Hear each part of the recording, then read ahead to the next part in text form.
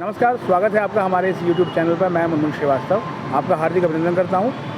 आज हमारे साथ है एसडीटीबी खालसा कॉलेज के प्रिंसिपल और Delhi university college principal association के प्रेसिडेंट डॉक्टर जसविंदर सिंह। जसविंदर सिंह जी, आपका स्वागत है हमारे चैनल पे। बहुत बहुत मेहरबानी मुनमुन जी। डॉक्टर साहब, आपको पता ही है कि दिल्ली विश्वविद्यालय में इन दिनों ओबीई एग्ज़ाम को लेके लगातार स्टूडेंट्स के प्रोटेस्ट चले हैं। अभी जो है वो जंतर मंतर भी प्रोटेस्ट हुआ।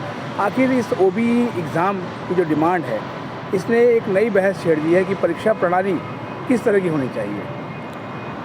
ये बिल्कुल सही आपने विषय चूज़ किया है आज, जिसके ऊपर बहस चल भी रही है और बच्चे काफ़ी इस चीज़ को लेकर चिंतित भी हैं। जब कोविड शुरू हुआ था तकरीबन 2-2.5 साल पहले, तो उस टाइम सडनली हमें सारे एजुकेशनल इंस्टीट्यूशंस को बंद करना पड़ा था। और उस स्थिति को, जब कि कोई बच्चा कॉलेज में आना अलाउड नहीं था, यूनिवर्सिटी में आना अलाउड नहीं था, तो एक online open book examination system वो किया था। वैसे तो ओबीई या ओपन बुक एग्ज़ामिनेशन ज़रूरी नहीं है कि ऑनलाइन ही हो, वो ऑफलाइन मोड में भी हो सकता है।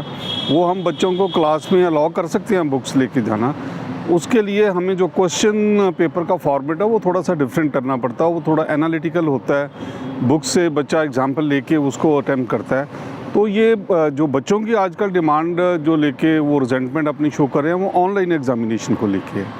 देखिए, ये सेमेस्टर तकरीबन हमारा फरवरी से चल रहा है और बल्कि उससे थोड़ा पहले ही बच्चे जो है वो कॉलेज में आना शुरू हो गए थे। और तकरीबन हमारी जो ज़्यादातर क्लासेस हैं वो ऑफलाइन मोड में हुई हैं। कोई 8-10% अगर हुई भी होंगी ऑनलाइन, तो वो बिल्कुल बिगिनिंग वाली स्टेज थी। तो इसलिए ज़्यादातर जो हमारा सेमेस्टर का प्रोग्राम ये वाला कंडक्ट हुआ है इवन सेमेस्टर में, वो ऑफलाइन मोड में हुआ है। ये बच्चों की डिमांड थी कि इनको ऑनलाइन में किया जाए। यूनिवर्सिटी ने सभी पहलुओं को देखते हुए, बच्चों के इंटरेस्ट को देखते हुए, उनकी कॉम्पिटेंसीज़ को देखते हुए ये फ़ैसला किया है कि ये ऑफलाइन मोड में ही एग्ज़ामिनेशन होना चाहिए, क्योंकि ऑनलाइन मोड में कई किस्म की दिक्कतें हैं।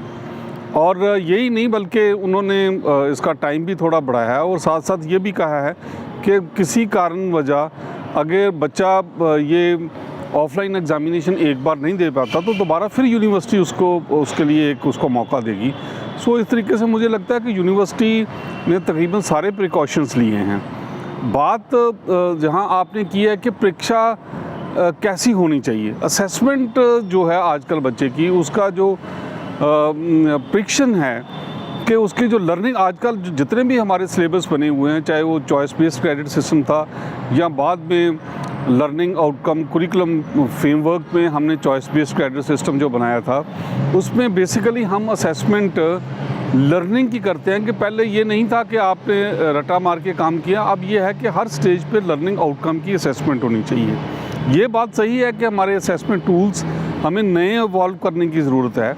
अभी जो हमारी इंटरनल असेसमेंट है वो तकरीबन 25% है हर सब्जेक्ट में, और हम उसमें क्लास असाइनमेंट्स और जब बच्चों की जो क्लास असेसमेंट है उसको लेके कंपाइल करके वो देते हैं। इसकी अगर परसेंटेज दिल्ली यूनिवर्सिटी आने वाले समय में या यूनिवर्सिटी ग्रांट्स कमीशन आने वाले समय में जो कॉन्टीन्यूस असेसमेंट है, मुझे लगता है कि वो इसका एक रेगुलर फीचर बनेगा। अभी जो नई एजुकेशन पॉलिसी है, नेशनल एजुकेशन पॉलिसी 2020, जिसके लिए दिल्ली यूनिवर्सिटी का अंडर ग्रेजुएट कुरिकुलम फ्रेमवर्क भी बन चुका है, उसमें भी ये सब चीज़ें का जिक्र आया है। मगर जो असेसमेंट टूल्स हैं कि असेसमेंट बच्चों की कॉन्टीन्यूसली रेगुलरली कैसे करें, वो उसके ऊपर अभी डिस्कशन होगा।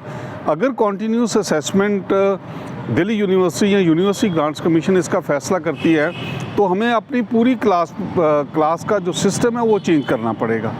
उसमें जो स्किल कोर्सेज हैं उसकी तो हम हैंड्स ऑन ट्रेनिंग करवाते ही हैं, मगर लर्निंग आउटकम में भी हम एक्सपर्ट्स को बुला के या ऑनलाइन बच्चों का कुछ ना कुछ इस तरीके से असेस करें कि वो हर स्टेज, जैसे एक स्टेप से दूसरे स्टेप में बच्चा जाता है, तो क्या उसने वो एडिक्वेटली पहले स्टेप का नॉलेज गेन किया है, इसकी असेसमेंट हो।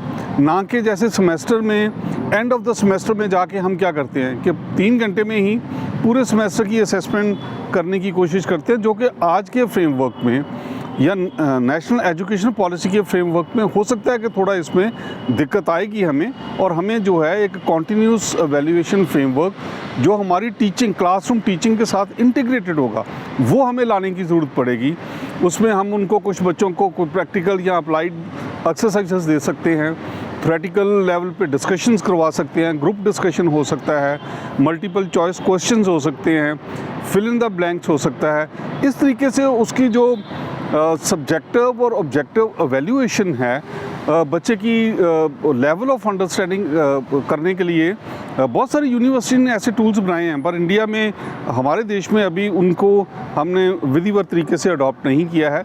मुझे लगता है कि नई एजुकेशन पॉलिसी में ये चीज़ें भी दोबारा से असेस हो रही हैं और इनको होना चाहिए और हमारे कुरिकुलम का वो पार्ट बनना चाहिए। लेकिन सर ये जो बच्चे हैं जो लगातार प्रोटेस्ट कर रहे हैं ओबीई की मांग को लेके, और पिछले दिनों मैंने सुना कि कुछ बच्चों ने यहाँ तक कहा कि वो एग्ज़ाम फॉर्म भी नहीं भरेंगे, तो आप क्या कहेंगे सर इस पर? देखिए, मैं तो बच्चों को ये रिक्वेस्ट करना चाहता हूँ, मैं तो एक ऑर्डिनरी प्रिंसिपल हूँ और उसमें यूनिवर्सिटी ने हमें काफ़ी टाइम दिया ऑफलाइन क्लासेस को एंगेज करने का, और बच्चे इस चीज़ से खुश भी हैं कि वो कॉलेजेस में आके अपने टीचर्स के साथ फ़ेस टू फेस बात कर रहे हैं, उनकी हम इंटरनल असेसमेंट तरीके से कर रहे हैं। और मैं बच्चों को यही गुजारिश करूँगा कि जैसे 15 अप्रैल दिल्ली यूनिवर्सिटी ने जो डेट दी है, उसमें अपना एग्ज़ामिनेशन फॉर्म भरें।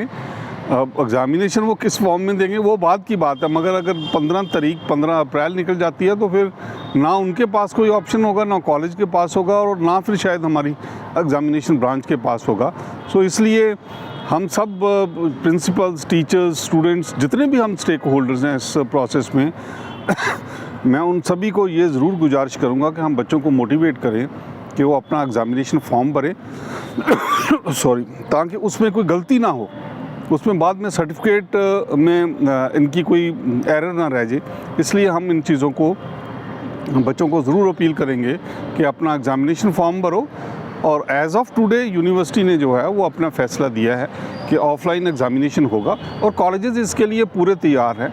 किसी को भी किसी भी चीज़ की ज़रूरत है, तो चाहे वो राइटर्स की ज़रूरत है या कोई मेडिकल रीज़न से कोई प्रॉब्लम आ रही है, तो वो हम उसका प्रावधान करेंगे और ये देखेंगे कि जितना बच्चे कंफर्टेबल रहें वो उतना ही उनको एग्ज़ामिनेशन देना चाहिए। बहुत बहुत धन्यवाद सर।